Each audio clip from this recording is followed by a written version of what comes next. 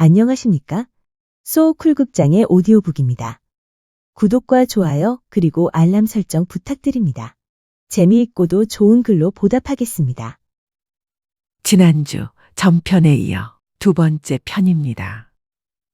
힘있고 부유하고 오만한 인간이었던 코르네이 바실리에프는 다 해진 옷과 병적 증명서, 그리고 보찜 속에 있는 두 벌의 속옷 외에는 가진 것이라곤 아무것도 없는 늙어빠진 거지 신세가 되어 있었다.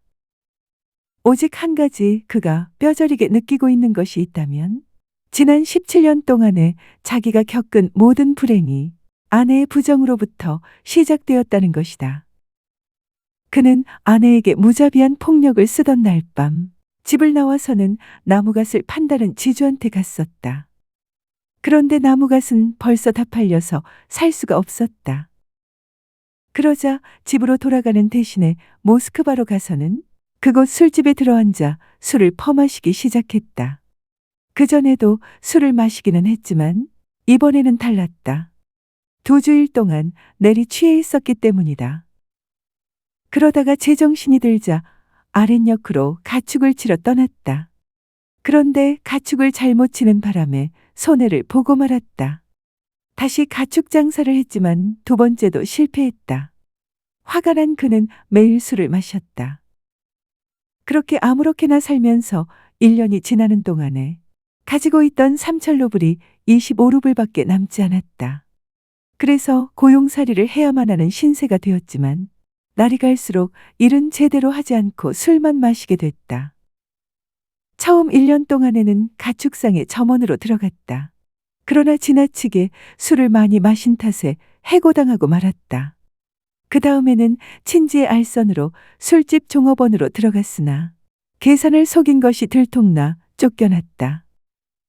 그렇다고 이제 와서 집으로 돌아간다는 것은 창피하기도 하고 저주스럽기도 한 노릇이었다. 코르네이는 생각했다. 내가 없어도 그것들은 잘 살아가고 있다.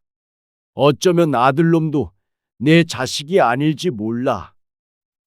코르네이는 근거 없는 의심과 의처증으로 계속해서 스스로를 파괴하면서 자신을 확대했다. 그러다가 마침내는 술 없이는 살아가지 못하는 지경까지 이르게 되었다. 나중에는 점원으로도 들어가지 못하고 소몰이꾼으로 일을 했다. 하지만 그 일에도 오래 붙어 있지 못했다. 이제 어디에도 그가 고용살이할 곳은 없었다. 그래서 코르네이는 방랑의 길을 나서기로 마음먹었다. 그는 차와 설탕과 8루블의 돈을 장만하여 보찜에 짊어지고는 손수 지은 장화를 신고 키예프로 갔다. 하지만 키예프에서도 마음에 드는 일이 없어 카프카스 지방의 노브이 아온으로 발길을 돌렸다. 그런데 그곳에 미처 다다르기 전에 열병에 걸리고 말았고 그 탓에 갑자기 몸이 크게 쇠약해졌다. 들판에 쓰러져 몸을 떨다가 이러다가 길에서 죽겠구나 하고 덜컥 겁이 났다. 돈도 1루블 70코페이카밖에 남지 않은 데다 아는 사람이라곤 한 사람도 없었다. 그래서 어쩔 수 없이 고향집의 아들 안드로프에게 가기로 했다. 아마 그 망하려 편내도 지금쯤은 죽었겠지. 그렇지 않고 살아있다면 죽기 직전에라도 만나. 내가 그 여편네 때문에 어떤 일을 겪어왔는지를 모조리 알려주어야겠다. 열병은 하루 걸러 그를 덮쳐왔다. 쇠약해진 그는 이제 하루에 10베르스타에서 15베르스타 이상은 걸을 수가 없게 됐다. 집까지는 200베르스타나가 넘게 가야 하는데 돈은 다 떨어져 한 푼도 남지 않았다. 그는 하는 수 없이 구걸해 가면서 관원이 내어주는 형편없는 숙소에서 묵곤 했다. 내년이 나를 이렇게까지 만들어 놓다니 어디 두고 보자. 그는 아내를 떠올릴 때면 옛날 버릇이 나와 늙고 힘없는 손으로 불끈 주먹을 쥐었다. 그러나 아무도 칠 사람이 없었다. 그 주먹에는 이제 그럴 힘도 없었다. 2주일 동안 그는 200베르스타를 걸었다. 그리하여 병들고 쇠잔한 몸을 이끌고 집에서 4베르스타 떨어진 데까지 왔다. 바로 거기에서 자기가 팔을 부러뜨렸던 딸 아가시카와 만난 것인데 그도 그녀를 알아보지 못하고 그녀도 그를 알아보지 못한 것이었다. 코르네이는 아가시카가 말해준 대로 지노베예프네 집에 와서 하룻밤 묵기를 청했고 주인은 그를 맞아들였다. 거느림체에 들어서면서 그는 언제나 하듯이 성상을 향해서 성호를 긋고 집주인들과 인사를 나누었다. 할아버지 추우시죠? 자, 이리로 오세요. 페치카 옆으로 오세요. 탁자 위를 치우고 있던 주름살이 가득한 주인 할머니가 말했다. 앳되어 보이는 농부인 아가시카의 남편은 탁자 옆에 걸상에 앉아 램프를 손질하고 있었다. 적기까지 하셨군요. 하고 그가 말했다. 자, 어려워 마시고 말리세요. 코르네이는 윗도리와 장화를 벗고 발감개를 페치카 앞에다 널고는 페치카 위로 기어 올라갔다. 주전자를 든 아가시카가 거느림채로 들어왔다. 그녀는 가축대를 모아 그 치닥거리를 막 마친 참이었다. 낯선 영감님이 한 분 오지 않았던가요? 그녀가 남편에게 물었다. 우리 집을 찾아 들르라고 일러놨는데. 저기 계셔. 그가 코르네이가 앉아있는 페치카 위를 가리키면서 말했다. 주인네는 차 마시는 자리에 코르네이를 불렀다. 그는 기어 내려와 걸상 끝에 가서 앉았다. 그들은 그에게 찻잔과 설탕을 건넸다. 세색 씨가 말했다. 자, 드세요. 할아버지, 서슴지 마시고. 색시의 발은 어쩌다 굽으셨나요? 코르네이는 찻잔을 그녀에게서 받아들고는 눈썹을 살짝 움직이면서 물었다. 아주 어렸을 적에 부러진 거예요. 수다스러운 시어머니인 할머니가 말했다. 이 애의 아버지가 이 애를 죽이려고 하다가 그렇게 됐다오. 그건 또 왜요? 코르네이는 물었다. 그리고 세색 씨의 얼굴을 쳐다보았다. 그러자 그의 기억 속에 갑자기 머슴 예프스치그네이가 되살아났다. 그는 찻잔을 들고 있던 손이 떨리는 바람에 차를 반잔가량이나 엎질러 버렸다. 이 애의 아버지는 코르네이 바실리에프라는 이름의 가야마을 사람이었어요. 부자였죠. 그런데 어쩌다 마누라한테 화를 내고 두들겨 패더니 이 애까지 이렇게 장애인을 만들어 버린 거예요. 코르네이는 잠자코 있었다. 다만 끊임없이 떨리는 하얀 눈썹 밑으로 눈동자를 굴러 주인과 아가시카를 번갈아 보고 있었다. 그러다가 코르네이가 사탕을 깨물면서 물었다. 어쨌다고요? 할머니가 대답했다. 그걸 누가 알아요? 우리 여자들에게는 곧잘 헛소문이 나기 마련이잖아요. 그런 거죠. 무슨 머슴 때문에 무슨 일인가가 일어났던가 보아요. 머슴이란 사람은 젊고 잘생긴 우리 마을 사람이었어요. 그 머슴은 그 집에서 죽었죠. 죽었습니까? 코르네이가 되묻다가는 기침했다. 죽은 지가 오래일 거요. 그 집에서 우리가 며느리를 데려온 거죠. 원래 며느리의 집은 잘 살았어요. 마을에서 첫 손가락에 꼽았으니까요. 적어도 주인이 살아계실 동안은. 그래, 그 주인은 어떻게 됐습니까? 보나마나 뭐 죽었겠죠. 쥐잡듯 부인을 잡은 뒤로 온데간데 없으니까요. 벌써 15년이나 지났는걸요. 15년 더 될 거예요. 친정어머니는 제가 막 젖을 뗐을 때라고 말씀하고 계셨으니까요. 그래, 어떻습니까? 색시는 그 어른이 그렇게 한 것에 대해서 나쁘게 생각하고 있지 않나요? 남인가요? 뭘? 내 아버지이신걸요? 자, 차를 더 드세요. 코르네이는 대답도 하지 않고 흐느껴 울었다. 어째 그러세요? 아무것도 아닙니다. 코르네이는 떨리는 손으로 기둥과 발판을 붙잡고 깡마른 큰 발을 디뎌 페치카 위로 기어 올라갔다. 별사람 다 보겠다. 할머니는 아들에게 늙은이 쪽을 눈짓해 보이면서 말했다. 이튿날 코르네이는 누구보다도 일찍 일어났다. 그는 페치카에서 기어내려와 바싹 마른 간발을 비벼 부드럽게 했다. 그리고 딱딱한 장화를 간신히 신고 보찜을 쳤다. 할머니가 말했다. 아니, 할아버지, 조반이나 차시고 가시지 않고? 고맙습니다. 가 봐야겠습니다. 그럼 자, 여기 어제 저녁에 과자라도 가지고 가세요. 자루 속에다 넣어드릴 테니. 코르네이는 고맙다는 인사를 하고 작별했다. 그럼 나중에 또 들르세요. 안녕히 가세요. 코르네이는 길을 익히 알고 있었다. 길에 어떤 내리바디나 치바디도 덤불 하나하나도 길가의 버드나무도 잘 알고 있었다.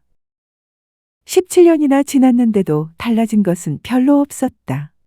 가야 마을은 예나 지금이나 조금도 다름없었다. 그저 마을가에 예전에는 없었던 새 집이 몇 채 세워져 있을 뿐이었다. 그의 돌집은 조금 헐었을 뿐 옛날 그대로였다. 자기의 옛집 옆으로 다가갔을 때 얼룩털의 늙은 말이 3살쯤 된 말과 함께 나왔다. 늙은 얼룩털의 말은 코르네이가 집을 나가기 1년 전에 저자에서 사왔던 앞말과 영락없었다. 저 어린 말은 그 새끼일 것이다. 그때 새집신을 신은 검은 눈의 어린애가 그 말들을 몰고 물을 먹이러 집을 막 나서는 참이었다. 저 아이는 틀림없이 안드로프의 아들인 내 손자놈이다. 까만 눈이 꽃 같은 걸 보니 하고 코르네이는 생각했다.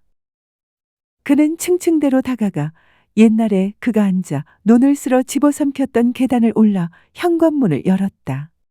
어찌 아무 말도 없이 기어들어오는 거야. 하고 거느림체에서 소리치는 여자의 목소리가 들렸다. 그는 그 목소리를 알아들었다. 이윽고 힘줄이 툭툭 붉어지고 삐쩍 마른 주름살 투성이의 할머니가 문에서 몸을 쓱 내밀었다. 코르네이는 자기를 모욕했던 그 젊고 아름다운 마르파가 나타나길 기다리고 있었다. 그녀가 미웠고 나무라고 싶었다. 그런데 그의 앞에 나타난 것은 젊은 마르파가 아닌 할머니였다. 동냥하려거든 창문 밑에서 말해야 할 것 아니야. 하고 그녀는 귀청을 찌르는 듯한 날카로운 목소리로 말했다. 동냥하러 온 게 아니야. 하고 코르네이가 말했다. 그럼 도대체 못하러 왔어? 또 뭐야? 그녀는 멈칫하고 그 자리에 멈췄다. 코르네이는 그녀의 얼굴빛을 보고 그녀가 자기를 알아보았다는 것을 눈치챘다. 뭐가 모자라서 여태 어정거리고 있는 거야. 가 썩 없어져. 제발 좀. 코르네이는 벽에다 등을 기대고 지팡이에 의지한 채 그녀를 찬찬히 바라보았다. 그 순간 코르네이는 놀랍게도 그토록 오랜 세월 동안 품어왔던 그녀에 대한 원한이 사라지고 대신 찡한 무언가가 그의 마음을 사로잡고 있음을 느꼈다. 마르파, 우리는 이제 얼마 살지 못해. 가. 제발 좀 가달란 말이야. 그녀는 빠르고 표독스럽게 말했다. 더 이상 할 말은 하나도 없나? 할 말이 뭐가 있어? 하고 그녀는 말했다. 제발 좀 가지 못해. 가, 가. 당신처럼 어정되는 못된 비렁뱅이는 차고도 넘쳐. 그녀는 총총걸음으로 거느림채로 되돌아가 문을 꽝 하고 닫아버렸다. 뭘 그렇게 야단이세요? 하는 남자의 목소리가 들리더니 허리춤에 도끼를 꽂은 거무튀튀한 농부가 들어왔다. 그저 조금 몸피가 작고 말랐을 뿐 40년 전의 코르네이와 영락없이 닮은 사내였다. 17년 전에 그가 그림책을 선물해 주었던 아들 안드로프였다. 그 아들이 이제 거지를 동정하지 않는다고 어머니를 나무랐다. 그와 함께 역시 허리춤에 도끼를 꽂은 벙어리 조카가 들어왔다. 이제는 의젓한 어른이 된 그는 제법 듬성듬성 턱수염까지 길렀고 긴 목에 사람을 꿰뚫어 보는 것 같은 눈매를 지닌 얼굴에 주름이 잡힌 건장한 사내였다. 두 농부는 막 아침 식사를 마치고 숲에 나가려던 참이었다. 조금만 기다리세요. 할아버지, 아들 안드로프는 이렇게 말하고 벙어리 조카를 향해 손으로 빵을 써는 신용을 해보였다. 그런 후 안드로프는 한 길로 나가고 조카는 거느림채로 되돌아 들어갔다. 코르네이는 못 견디게 마음이 약해졌음을 느끼며 북받쳐 오르는 울음을 꼭 참고 있었다. 마르파는 창문을 바라보면서 늙은이가 집 모퉁이로 자취를 감춘 것을 보고는 조용히 한숨을 지었다. 벙어리 조카는 커다랗고 향긋한 갓 구워낸 검은 빵 한 조각을 가지고 나와 성호를 긋고 코르네이에게 건넸다. 마르파는 늙은이가 떠나버린 것으로 생각하고는 배틀에 앉아 배를 짜기 시작했다. 그러다가 일손을 멈추고 방금 만난 코르네이 그녀는 귀신같이 그를 알아보았다. 자기를 그렇게 두들겨 패기는 했지만 그래도 한때 자기를 사랑해 주었던 바로 그 사람을 떠올리고 옛일을 회상하기 시작했다. 그러다가 조금 전에 자기가 한 좋지 못한 행동이 생각나 부끄러웠다. 사람 대접을 그렇게 해서는 안 되었다. 그녀는 다시 북을 들고 해가 질 때까지 배짜기를 계속했다. 코르네이는 저녁이 되어서야 겨우 안드레예바 마을에 닿았다. 그곳에서 또다시 지노베예픈의 집을 찾아가 하룻밤 잠자리를 청했다. 아니, 할아버지, 길을 떠나지 않으셨던가요? 못 떠났습니다. 워낙 몸이 쇠약해져서 말씀이에요. 가다가 도로 왔습죠. 재워주시겠습니까?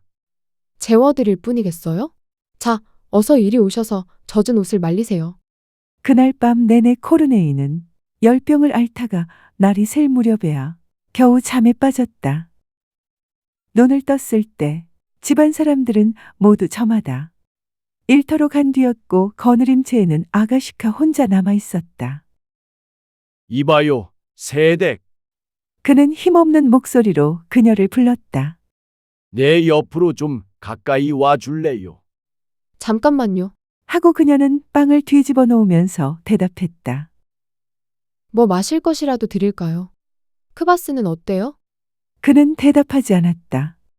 그녀는 빵을 다 뒤집어 놓고 나서 크바스 한쪽 박을 들고 그의 옆으로 다가왔다. 그는 반드시 누워서 꼼짝도 하지 않고 나직한 목소리로 말하기 시작했다. 드디어 나도 다 된 것 같군요. 그만 세상을 뜨고 싶습니다. 그러니 부디 나를 용서해 주시구려. 그게 무슨 말씀이세요? 할아버지는 나한테 하나도 나쁜 짓을 하지 않으셨는걸요? 코르네이는 잠시 가만히 있다가 입을 열었다. 혹시 말이에요. 세댁이 친정어머니한테 가는 일이 있거든 말이에요. 그분에게 말씀해 주세요. 어제 찾아갔던 난 모르는 영감이 그러더라고 말씀해 주세요. 그는 훌쩍거리기 시작했다. 할아버지는 어제 저희 친정 마을에 다녀오셨던가요? 다녀왔지요. 그러니 어제 찾아갔던 난 모르는 영감이 그러더라고 말씀해 주세요. 목이 메어 말을 잇지 못하던 그는 간신히 말을 마쳤다. 친정어머니에게 용서를 빌러 찾아왔더라고. 이렇게 말하고 자기 가슴께를 더듬었다. 말씀드리죠. 할아버지, 말씀드리겠어요. 한데 뭘 찾으세요? 늙은이는 앙상한 손으로 품 안에서 한 장의 종이를 꺼내어 그녀에게 건넸다. 그리고 누가 묻거든 이것을 주십시오. 내 병적 증명서니까. 아, 고맙게도 내 죄는 모두 풀렸군요. 할 말을 마친 그의 표정은 잠옷 엄숙했다. 눈썹이 치켜 올라가고 눈동자가 천장에 못 박히더니 이내 잠잠해졌다. 촛불을 좀. 그는 입술을 움직이지 않고 말했다. 아가시카는 금세 그 뜻을 알아차렸다. 아가시카가 성상에서 반쯤 타다 남은 백납초를 꺼내어 불을 켜서 그에게 건넸다. 그는 손을 들어 그것을 잡았다. 아가시카가 그의 병적 증명서를 궤 속에 치워두러 물러갔다가 그의 옆으로 다가왔을 때 촛불은 그의 손에서 떨어져 있었다. 아가시카는 성호를 긋고 촛불을 끈 다음 깨끗한 수건을 꺼내어 그의 얼굴에 덮어주었다. 그날 밤 마르파는 한잠도 자지 못하고 내내 코르네이에 대해서 생각하고 있었다. 날이 새기가 바쁘게 그녀는 긴 겉옷을 걸치고 플라토코를 쓴 뒤 어제의 그 늙은이를 찾아 나섰다. 이내 그녀는 그 늙은이가 안드레에바 마을에 있다는 것을 알았다. 마르파는 울타리에서 지팡이로 쓸 작대기를 잡아 빼어서 짚고는 안드레에바 마을로 갔다. 그이에게 사과하자. 그리고 집으로 데리고 돌아와서 죄를 씻자.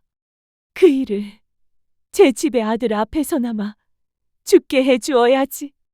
마르파는 딸네 집 마당 쪽으로 다가가기 시작했을 때 거느림체 옆에 많은 사람들이 몰려 있는 것을 보았다. 그들은 모두 수십 년 전에 이 근방에서 쩡쩡 울리고 살던 이름난 부자 코르네이 바실리에프가 거지가 다 된 나그네 신세로 딸네 집에서 죽었다는 것을 알고 모여든 것이었다. 마르파가 거느림체로 들어가려고 했을 때 사람들은 그녀에게 길을 비켜주었다.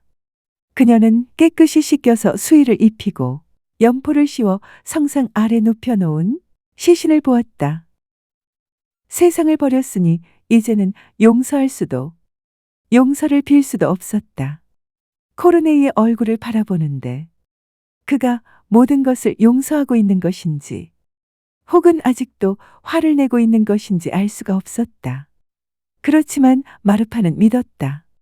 넓고 넓은 러시아 땅이 가여운 코르네이 바실리에프의 영혼을 받아들여 줄 것을. 들어주셔서 고맙습니다. 용어 풀이와 참고 문헌 그리고 자료 출처는 명기만 하고 따로 읽지는 않겠습니다. 참고하시기를 바랍니다.